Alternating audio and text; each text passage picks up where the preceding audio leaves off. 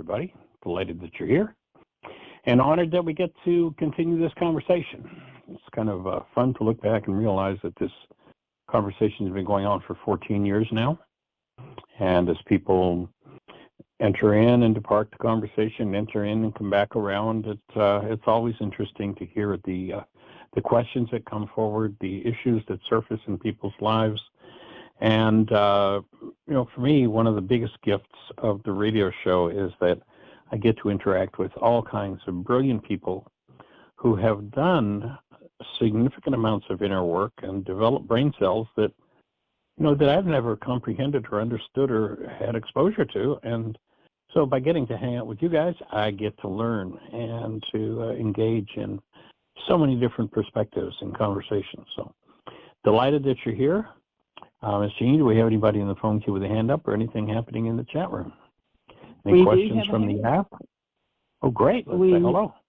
Have a hand up, and it's Miss Susan, 610. You're on the air. Hey, guys, I have a report. Welcome. Tell us. Thanks. 7:15 this morning, my son Jonathan got into the driver's seat of a big budget van that was crammed with everything Michael had in the basement, and they took off for Florida. All right. Well, safe journeys and blessings on them, and I hope Michael just loves and adapts to his new home just in wonderful ways. I hope so too. They're going to go through a lot of tropical storms. In fact, are you getting them there? No, we've got a beautiful sunny day, supposed to hit 80 and sunshine all day. So we've had an awesome day today so far. I was up early in the garden at about 72 degrees, and it is heading to 90, but sunny all day. Wow. And we're not looking at any storms. We're not looking at rain for the next 8 or 9 days, according to the weather forecast. Really? So you're not going to get that. There was a hurricane that hit Florida, and it changed to a tropical storm, and it's been pounding Jacksonville, and it's heading up the coast, but maybe it's too far east for you. So, no, it could be, anyway. But according to our weather report, we're not looking at. In fact, I just looked at the next 10 days, and there are cloudy days, but it doesn't show rain happening at all in the next 10 days. So cooling down a little bit. I mean, good or bad, I don't know. I mean, everybody likes some rain onto things. Yes. Yeah. We could write a song about that. You've been talking about a song, and I asked Jeannie if I could have a look at the lyrics. I haven't seen anything. Maybe I don't have lyrics yet. I've just been contemplating what it might look like. Oh, okay. That's what it is. But you're in the hopper with that one.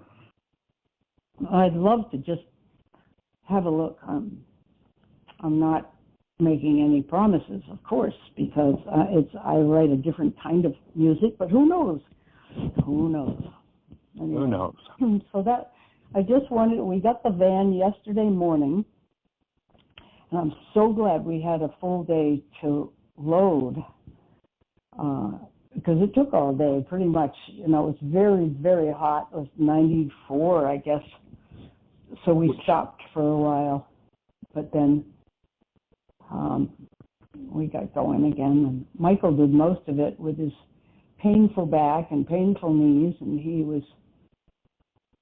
did very well because he's got a lot of anxiety and misgivings about where he's going to be living, and his food stamps won't work down there until he does something on the phone or something to transfer them. So he's nervous about that, and it is an amazing thing how hard it is to get housing for homeless people in this country. How long it takes, how many hoops you have to jump through. I can see why people who have no support just end up on the street, because there's just not going to be enough help for them to fill out the proper forms and go through all the steps that you have to. We're not very well organized in this country, and yet this particular outfit, it's called Aging True Cathedral Residencies in Jacksonville. It's beautiful, high-rise. with, downtown, right in downtown Jacksonville, so they have walking access to everything they should need. But to get in there, it's hard. It's very hard for people, and I hear that there's a lot of homelessness all over the place, more than ever. Anyway, I don't mean to get It's amazing the wealthiest country in the world can't house its people. It's just amazing. As the money game gets crazier, more and more people drop off the scale because they just don't have the skills to play that game. Yeah. And it's most unfortunate. Right. And we are running an enormous yard sale / giveaway thing at our church during the short window of time when the refugee center is not operating, and we're finding that it's still operating anyway because lots of refugees come in for private lessons with private volunteer teachers, and they're planting themselves in the kitchens and, the library of the church and some Sunday school classrooms, because we're filling up with stuff in the main room, and some of the refugees are helping us set up tables and bookshelves and signs. And I have Google Translate on my phone, so a man came up and wanted to help. I said, "What language?" He said, "Persian." Punched it in, told him what we need, and he just lit up because he could understand. It was so fun. That's awesome. I know, it's just amazing. So he helped dismantle a huge falling down ping pong table and take it outside. And a man from Sudan, we've scraped together some money to hire him because he has no job, and he'll do anything, but he's French speaking, but the French I know and the French he knows don't jive too well, so I'm using Google Translate for that too. Anyway, it's quite amazing. So those are just reports. Jonathan and Michael drive, and hope that they arrive safely, and Michael is really able to settle in and feel supported. That would be really nice to hear.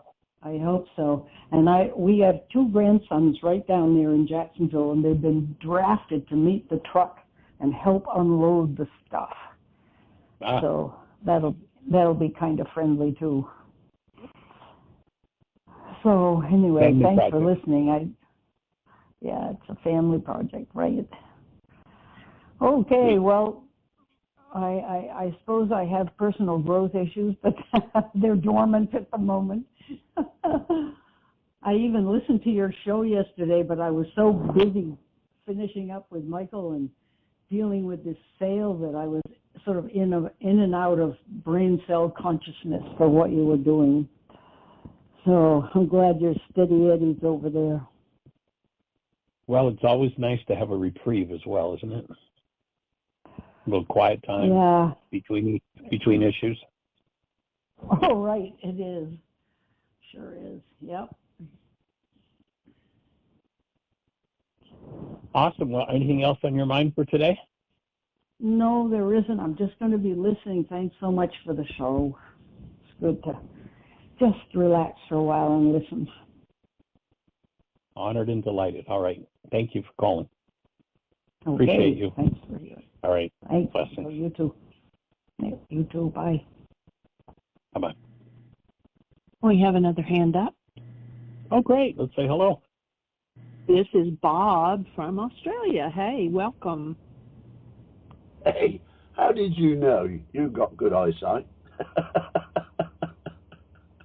How are you doing, sir? Well, I'm afraid confused, actually, at the moment. I mentioned my prostate cancer thing that was sort of diagnosed about February, March, April time, although I had my biopsy before Christmas and all that sort of stuff. And I went off found a new GP that would support me in my own natural healing journey, you know, using the old school medicine.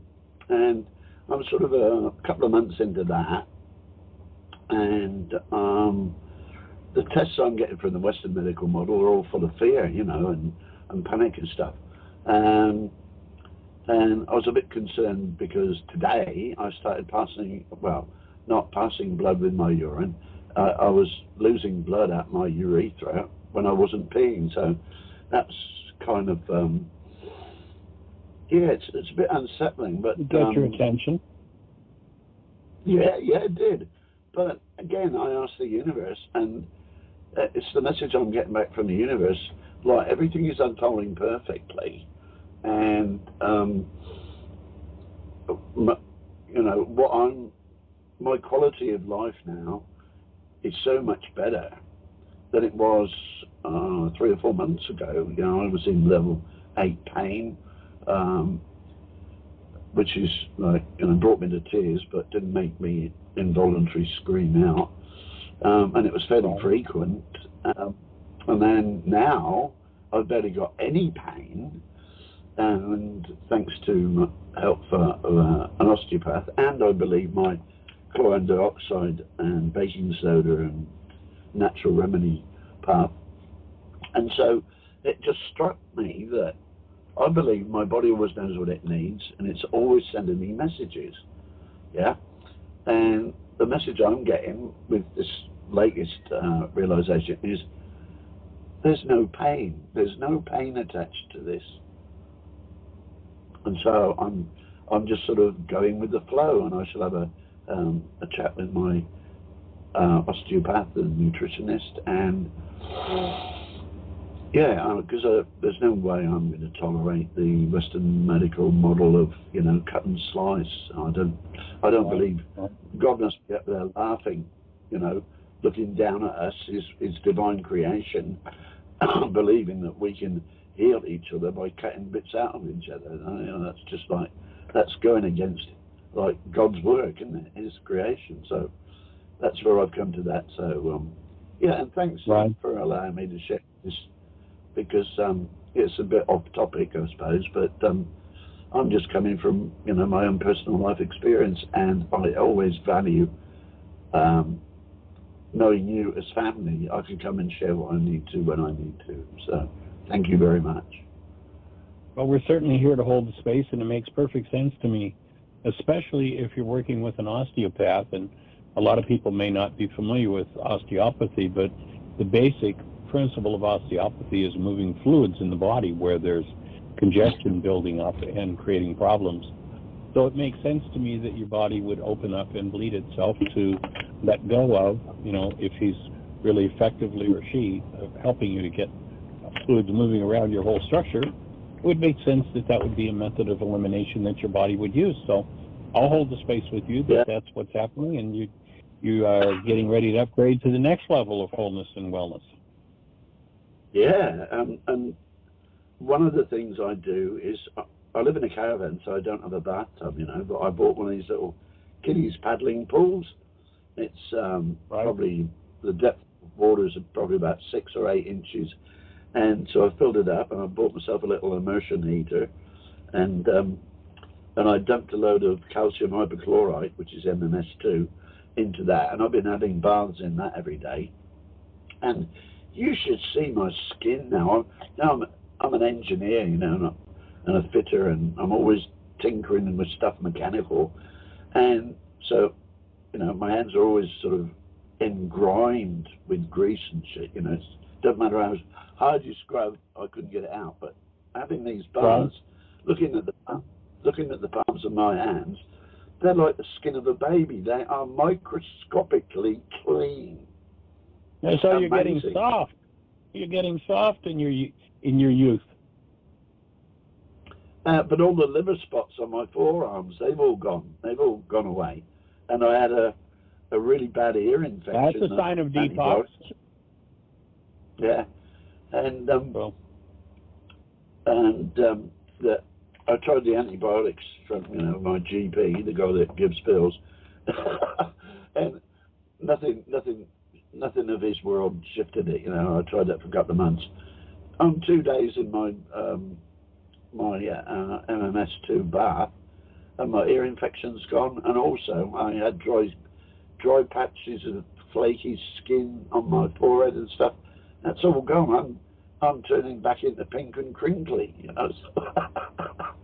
Sounds like your circulation's cranking up. That's about 90% of the problem with disease processes in the culture today. You know, in the system of medicine I'm trained in naturopathy, all disease is seen as congestion. And it sounds like you've got everything flowing and moving, and when that happens, Yeah. healing and repair occurs. So that's awesome. Yeah. Well, and thank you so much for that, because me just, when I thought that thought, when I had that realization, I thought, Bob, you're bloody mad. If you told anybody that, they would say you were crazy. But again, I'm listening to my body, and my body is so much smarter than me, and it's saying, well, you know, there's no pain, so I don't need to do anything about it, you know. Yeah. What a wonderful world we live in, eh? Absolutely. Holding the space and breathing with you as well. Yeah. Oh, synchronistically, I run a support group based on not suicide prevention, but earlier, you know, depression recovery. Let's get them earlier before they get the razor blade to the wrist. And there's one guy there who has got a daughter who's just been on a absolutely horrific, you know, she was real close to death, bag of bones, blah, blah, blah. But in her own journey, and she's using the same protocols as I am, she acquired a hyperbaric chamber. So I've been having a go in that, and it's awesome. Absolutely awesome. So it's like everything I need that's natural seems to, you know, fall in front of me. I just got to allow it to happen. Hyperbarics are awesome. I have a friend in California that ran a business, and he actually had 3 offices with hyperbaric chambers, and it was always fun to go visit him because I could go and spend hours in the hyperbaric chamber. That was always pretty sweet. Mm. Well, you know, one thing that struck me, I think there's a place for Western medicine. Like when I broke my wrist and they reset the bones, and when I had my car crash, they sort of, you know, put me back together. That's okay. But as far as the medicinal side of it, and just thinking of all the procedures that I've gone through since last August, like x-rays, well, they cause me harm.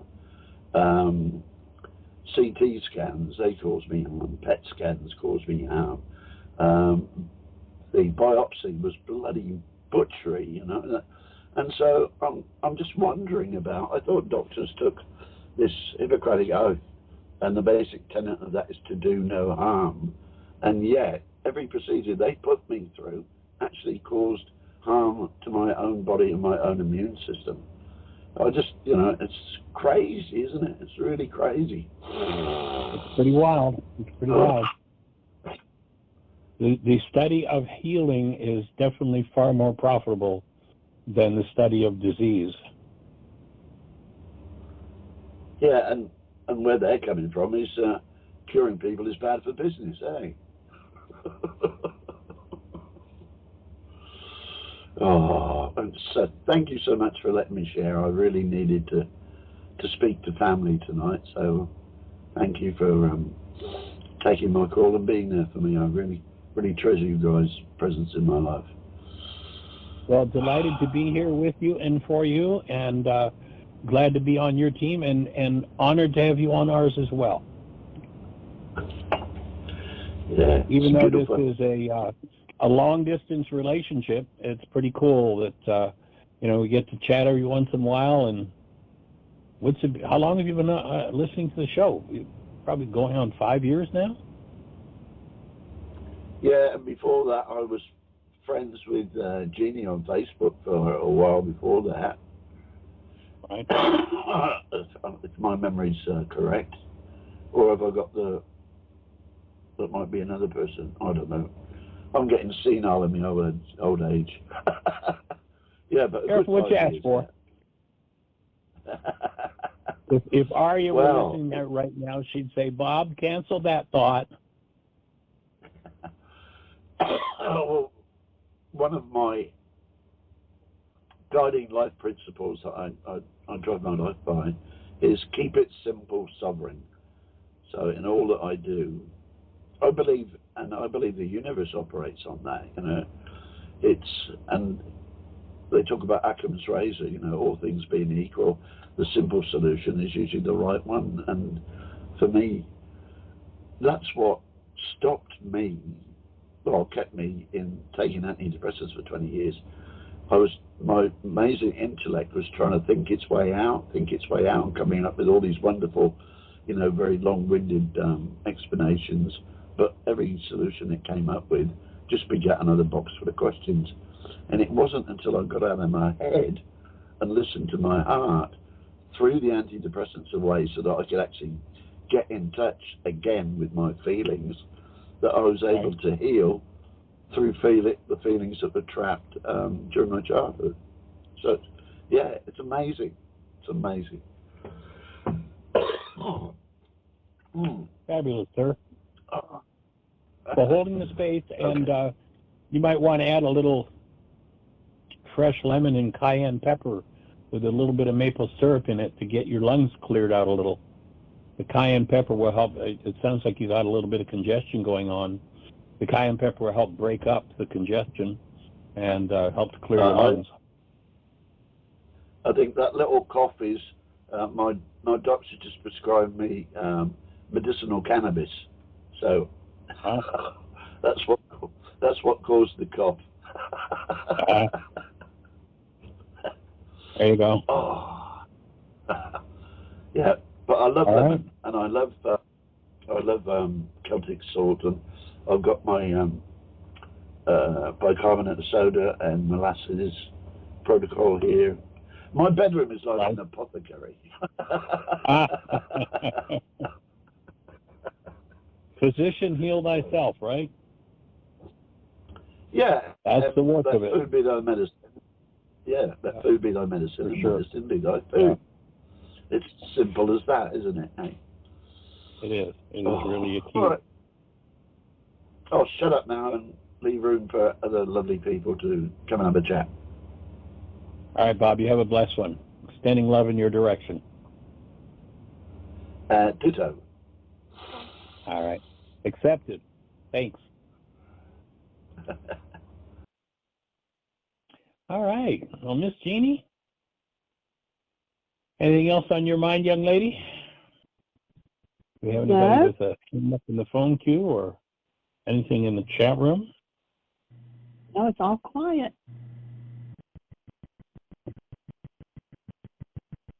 We have 36 minutes. If you have a question or comment, press 1. Well, let's just continue the conversation about the principles of healing. It's a good start.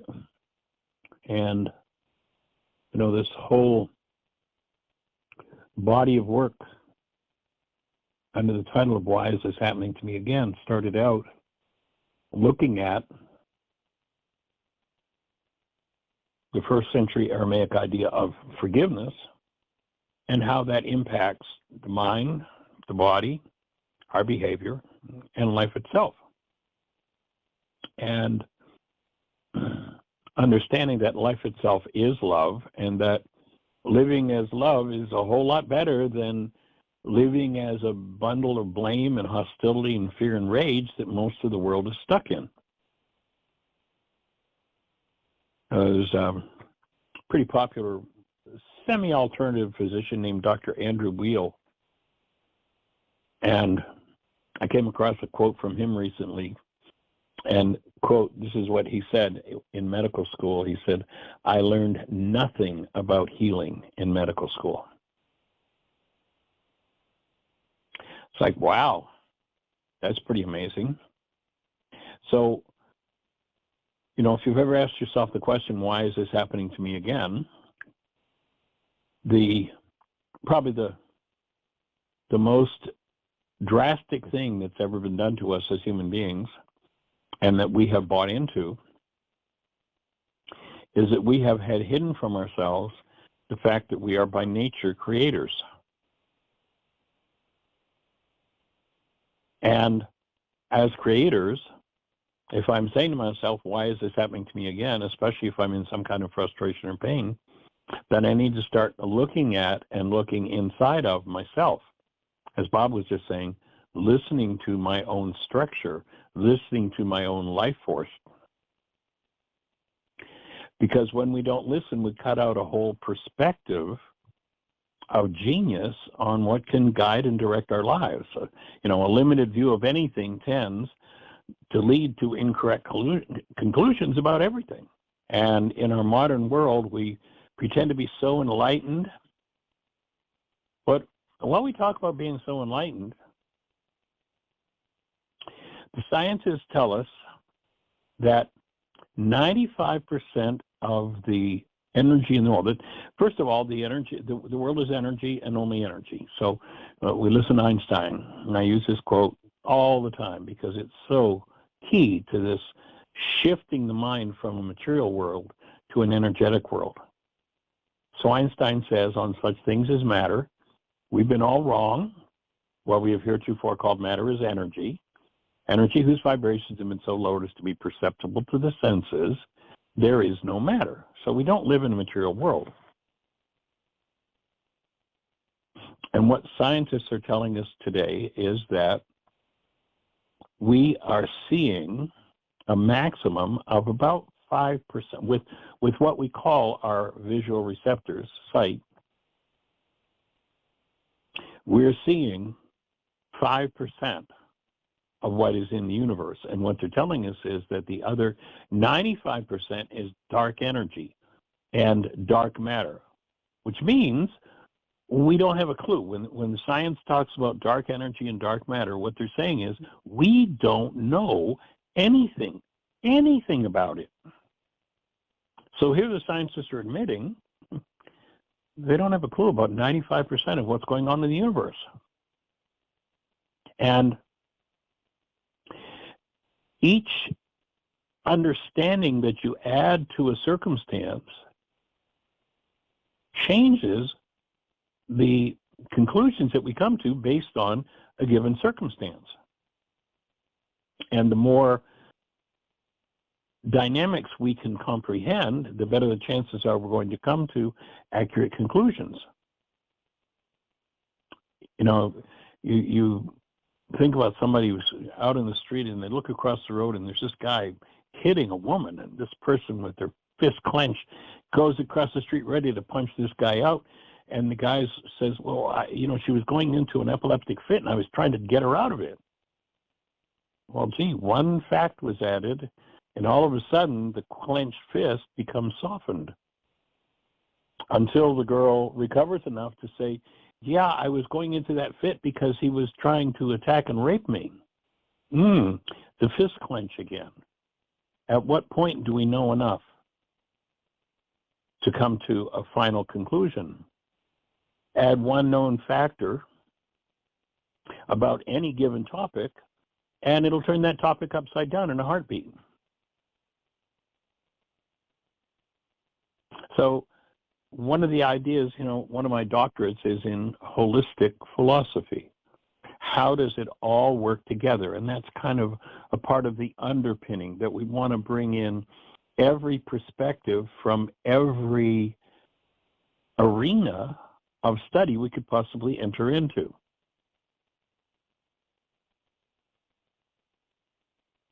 And so when we draw on the realm of what we know about spiritual psychology, what we know about theology, what we know about physics, what we know about physiology, there is only one thing in the universe to talk about, and that is this thing we call energy, which is at least 95, well, even, the 95% we admit as scientists, we don't know anything about, and then the 5% we still know so little.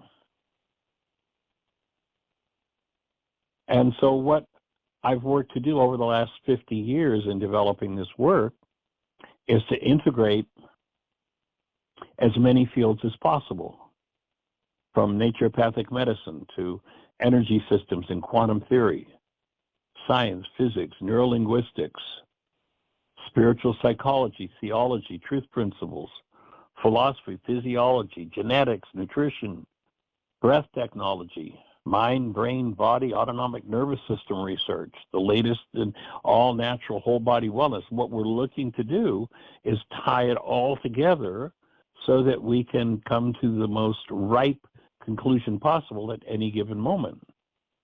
We've talked over the years about gardening technology, that you've got to have soil to grow food. You can't grow food in dirt. And of course, we're integrating into this whole understanding the first century Aramaic idea of forgiveness, the healing technology that underpins the teachings of this man they call Yeshua. And what we're inviting each person to do is to fully engage in awareness, in understanding, and expanding into deeper and deeper comprehension and guidance. As Bob again talked about, he's listening to his body, listening to that guidance system. It's interesting in the Aramaic language, where the Greeks tell us that heaven's someplace off in the sky. In Aramaic, the word heaven can be properly translated as expansion, the kingdom of expansion. And you'll note Yeshua 2,000 years ago, well, people are still supposedly in his name talking about someplace off in the sky, some afterlife. Do you know where you're going when you die? And he said, hey, if somebody tells you it's over there, over there, over there, don't believe them. It's here, it's now, it's within you. And that word expansion, can we expand our understanding into every aspect of the energy system and perhaps come up with heretofore unknown wisdom? And one of the things for me that I've learned is when I come to understand a new piece of information, oftentimes when I go back and look at the Aramaic and the teachings of Yeshua, it was already there. I just didn't have the brain cells to comprehend it. So it's an understanding, it's a teaching, it's a work to be engaged, not just audited by the mind, not being just an observer of the information, but rather integrating the tools and putting it to work in your life. And so we're inviting you to take this work and put it into every level of your being and deepen your experience of the principles. One of the things that is impossible to do is to comprehend an experience that you haven't had. If you've never tasted a piece of chocolate, I can explain to you in 100 different languages everything that I love about chocolate.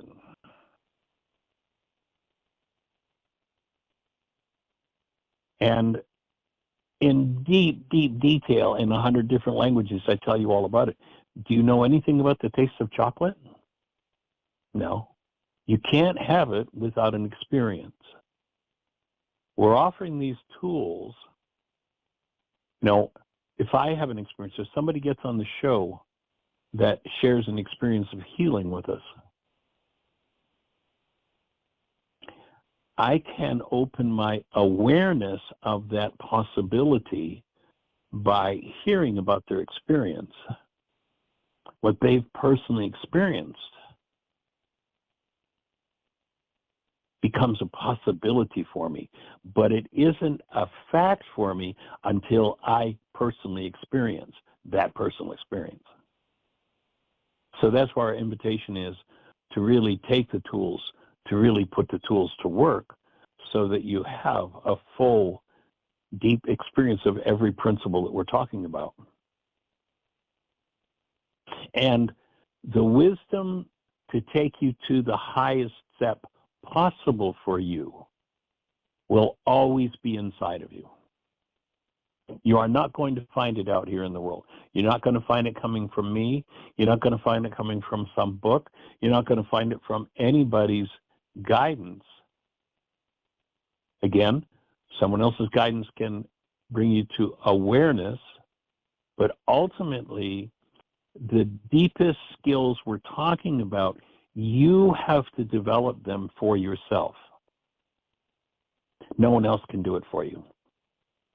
I remember one fellow a professional scientist who's pretty well known, and he decided that the solution to the problems of the world is hypnosis. And, hypnosis basically is saying, well, somebody else needs to come into my system, hypnotize me, and fix me. Which means I'm not developing the skills. I'm not developing the abilities. Yes, back 40 years ago, I was trained in hypnosis. And what I found is it doesn't give people the support they need to develop the awareness and the wherewithal to do the deepest levels of work that they're going to be called on to do. It's kind of like, gee, I want to be the world champion weightlifter, so would you go into the gym every day for the next year and work out really hard so that I can go to the competition next year and win? Well, of course, that's pretty silly. And someone says, well, I want my mind healed, so would you go in and heal my mind? Would you hypnotize me and fix it for me? No. Here are the tools. The ultimate guidance, the ultimate teacher for you is inside of you. We're only here to support and to assist you in uncovering that which you need to be in touch with to reach the truth of each and every step of your process. So when you realize as human beings, and you look back over the generations, you look back at the dark ages, you look back at some of the wars and the insanity that's gone on. Somebody has to rise above that. Somebody has to rise above that mind and do something different in order to change this game. And so there is when you realize what the genetics of each of us is made up of, there is a significant amount of work to be done. And the ultimate guide to the real steps of comprehension is going to be inside of you. I love how Albert Einstein said it. He says, any fool can know. The point is to understand. Yeah, there are lots of people who can spout information, but can you put that information to work?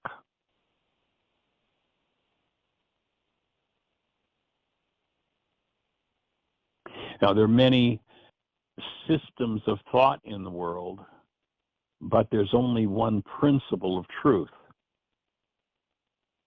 I mentioned the thought that comes out of Winston Churchill, where he says, we have the privilege of being separated by a common language. In other words, there's only one thing to talk about. Whether you're a physicist or a theologian, a medical doctor, a psychiatrist, or a boxer, there's only one thing to talk about, and there's this thing called energy. There's this thing that has many modes of expression, many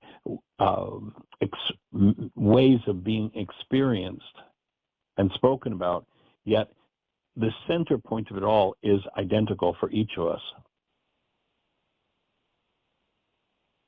And so while it seems that there are competing systems, the truth is anything that is true, anything that works, cannot be in conflict. No, the scientist says, oh, I conflict with the theologian. The theologian says, I'm in conflict with the psychologist. No, if something works in physics, if something works in theology, if something works in psychology, there is a principle behind it because there is only one thing operating here. And where there appears to be conflict, the conflict is simply in language. There's only one operative principle in the world of energy, and that is that operative principle of energy. And everybody's trying to talk about it. Everybody's trying to understand it. Everybody's trying to figure it out. In this work, rather than trying to figure it out, what my focal point has been is, what are the tools that will deliver to us that understanding? What are the tools that will deliver us to that understanding? And when we see all of life through a well-polished corrective lens that empowers us to grasp the truth behind everything we perceive, everything that we think we see out there. And in particular, that awesome skill that Yeshua offered of forgiveness, that when one knows how to collapse false perceptions, which is the result of generations of errant beliefs and cultural brainwashing, everything that works is true, and everything that's true works, even though they may seem to be competing language or thought systems. So anything that works in this system called life reinforces and strengthens the insights gained from every other discipline. And the end result of that is a truly holistic view and understanding of life. Or, the word holy has been used, and that word's been turned into something about being down on your knees with your hands folded. But we're not talking about that when we talk about holy. We're talking about having a comprehension of this whole energy system and developing the brain cells to bring that comprehension to bear on our challenges and the ability to resolve our challenges. So everything that happens becomes comprehensible when it's seen through the lens of accuracy. You listen to the ancients and they said, we see as though through a glass darkly. What glass were they talking about? They're talking about perception. The lens of perception, the mind, when it's tarnished by desire, fear, and or hostility, distorts and destroys awareness of this amazing, incomprehensible thing we call life, the sweetness of existence. Once the mind is poisoned, inaccurate perceptual constructs distort life itself, and the body through which errant perception is delivered is by definition diseased by the simple presence of that tainted energy. The poison seeps so deeply into the mind, the body, the nervous system that it seems inescapable, because the mind twists what is hidden within into pictures in the mind that convince us that the problem's outside of us. Look at most everybody, and when they're in some sort of turmoil or pain, they're focused on somebody else and having a conversation about how somebody else did it to them. We're looking to give up that state of denial. And to do that, you've got to clean the perceptual lens. Because until perception is cleansed, the natural joie de vie, the energy of aliveness that is designed to flow through us is throttled, and there seems to be a reason to be upset, about virtually anything that the mind shows to us. And the reason is because the upset is in the mind. It's not in the world. It's really helpful to know that everything that is quote-unquote seen by the mind is but a construct of the mind, one's own internally generated perception. I love how Bruce Lipton stated it. Bruce Lipton's a cell biologist. If you're not familiar with him, look him up on YouTube.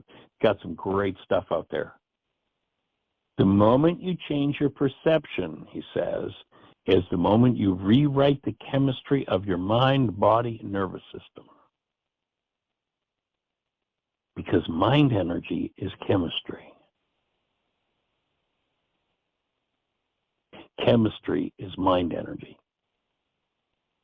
You go to the opening words in the book of John where we're told it says, in the beginning was the Word, and the Word became flesh. And you find that in Aramaic, that's a totally false Greek interpretation of those words. What it says in Aramaic is, in the beginning was the mind energy, and the mind energy became flesh. And if you check out Bruce Lipton, and this is where this thought comes from,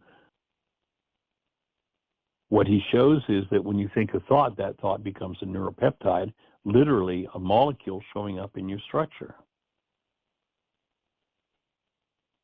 And then that molecule travels around within the structure, searching for a resonance, a receptor site on a cell that matches it. And when it finds a match, it lands on the cell and then literally, energetically inserts itself in the cell. And if you were inside of the cell, watching that neuropeptide insert itself, what you would call what you would call that which you see coming into the cell, you would call that chemistry. Now, Bruce and I have a slight variation in understanding of that process. What Bruce says is the neuropeptide is replicated by the cell.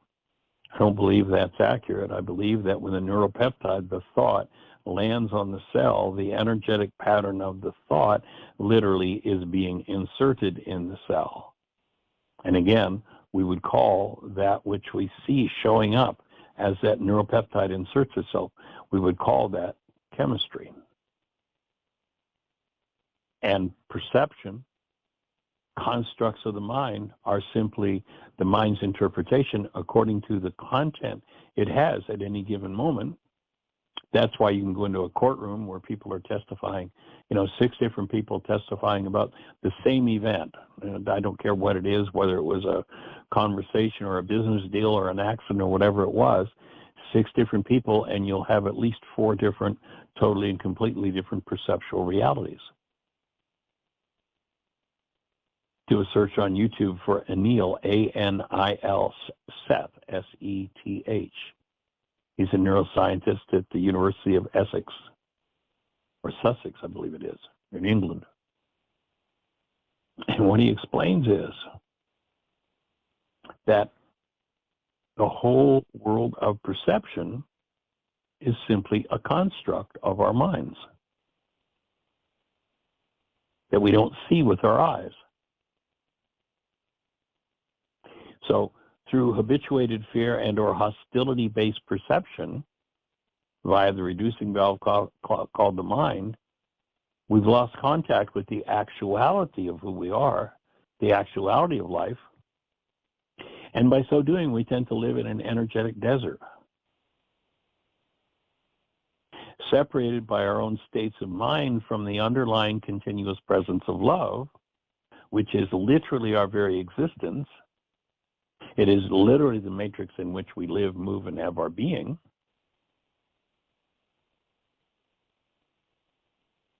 And yet, because of our errant perception, we've cut ourselves off from that underlying fact of existence in the moments where we're feeling some form of hostility, fear, or pain.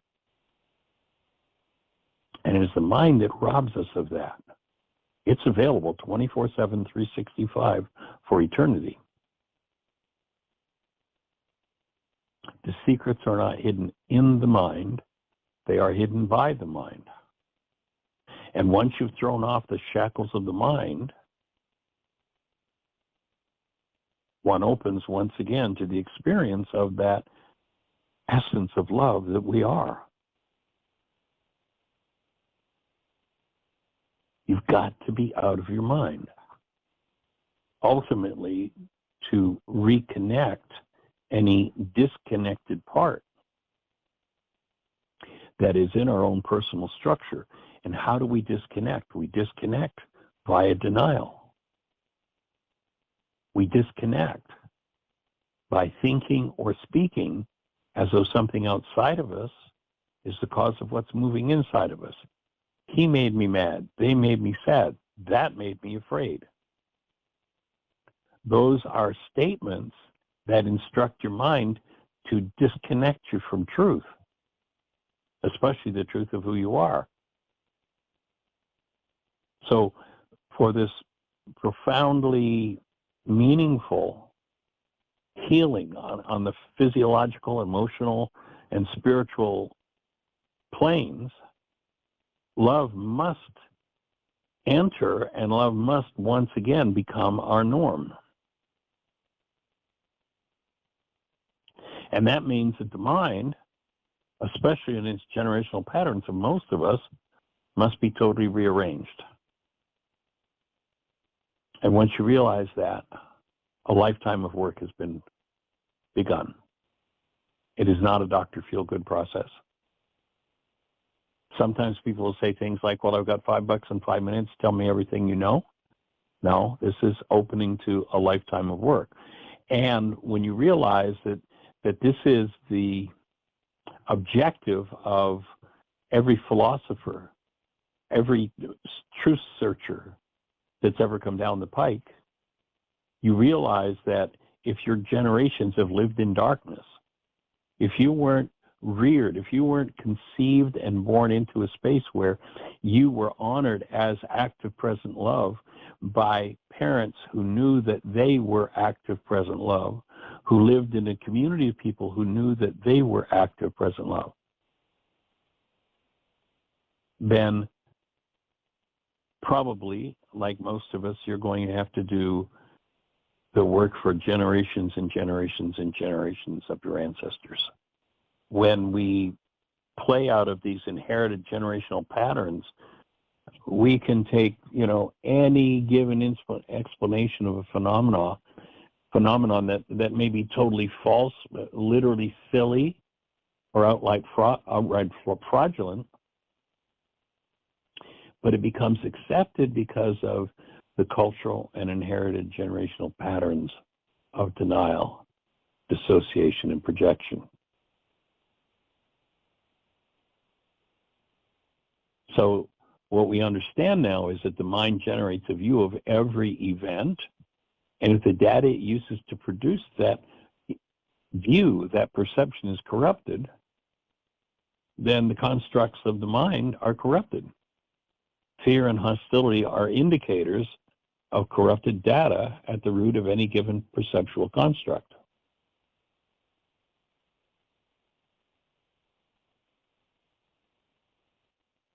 And I'm noticing that we're just, 5 or 6 minutes from completion. So what I'm going to do is just put a hold here and just ask Miss Jeannie if we've got anybody out there in the phone queue with a hand up or anything happening in the chat room. See if there are any ideas that I've aroused for anyone that need refinement, that need clarification, that don't make sense, or any support that's needed. So if you're out there in listener land, if you're on one of those stations where we can't see you in our control panel, our call-in number is 563-999-3581. If you call that number, you'll be listening to the show directly. And then if you push 1, that will raise a hand, and Jeannie will introduce you by your area code and number. So, Miss Jeannie, we have everybody out there. Oh, awesome. Let's say hello. 541, it's Miss Celinda. Welcome, young lady. Hello. Almost. How is Celinda? How are you? I'm rocking. I'm doing well. Thank you. Great. So are we. I just want to do a deep bow to Susan. I'm not aware, if she's aware, of what a gift she has given Michael, because he will always, on some level of himself now, I'm breathing. Breathing with you? He will now experience having had a family. What's moving for you right now? The realization that I've always had a family, even if I didn't know it. And that's sweet. It's sweet what's moving in me. And that, awesome. And that she, by embracing him in her heart, and Tim also, and the whole family, because of how they are all pitching in for Michael, that will leave an indelible mark. Pardon? Pretty awesome, isn't it? Oh, yes. That will leave an indelible mark on him. He now knows on some level of himself, his soul, his being, that he is part of a family. Yeah. Nice acknowledgement. Miss Susan, are you with us? Do you have any thoughts on that? Thank you, Celinda. Oh, yes, dear heart. That's very nice of you to say. You are a beautiful gift for us, whether you know it or not. Thank you. Well, I have to say, you can do good things without wanting to and without feeling like it. And that's exactly right.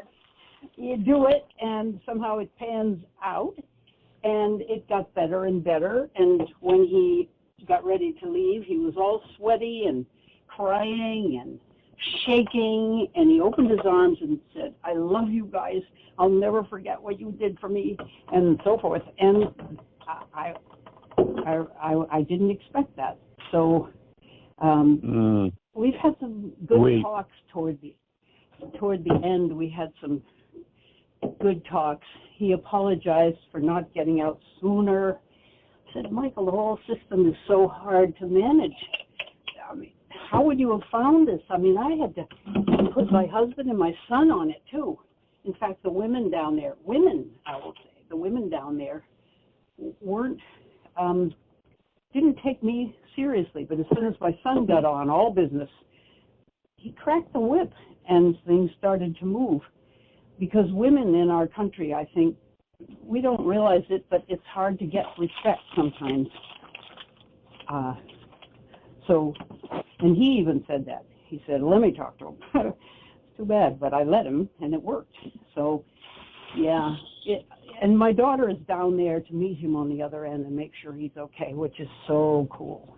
Yeah. So thank you, Celinda.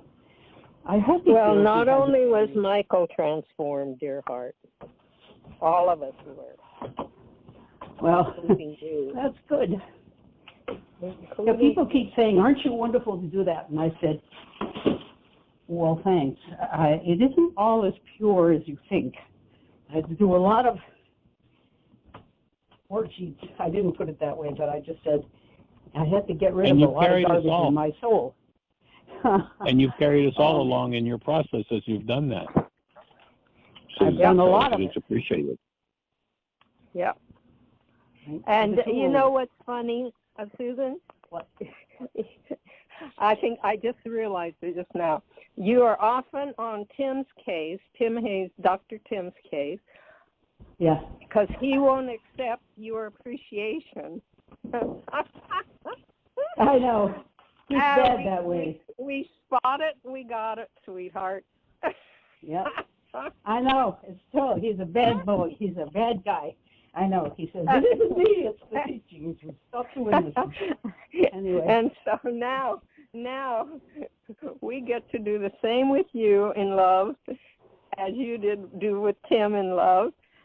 And it's your turn to say, "Okay, thank you." Okay. Okay. Yay. Give us good catch, Celinda. Yes, those were tears of grief. Not grief. Pardon that. I'm still working on grief, but those are actually tears of blessing because we are experiencing the same thing. Larry and I have been fully embraced by this family, and it's phenomenal how much we humans discount ourselves because they are so giving and loving and accepting, and yet they don't see themselves that way. Yeah. They're always stumbling over their own "I'm sorries," just like I catch myself in. Yeah. And you know, and it's sweet. It's sweet to just open up and see that great canvas unfolding within us and outside of us. There's a great awakening happening, sweethearts, all of you, Jeannie, Mike, Tim, you, all of us. Awesome. So well, joining you in that sweetness. Yes, and I must let you get off. Okay, thank you all. Blessings all around. Hugs. All right, lots of love and blessings to everybody. Have the best year yet of your eternal life. An awesome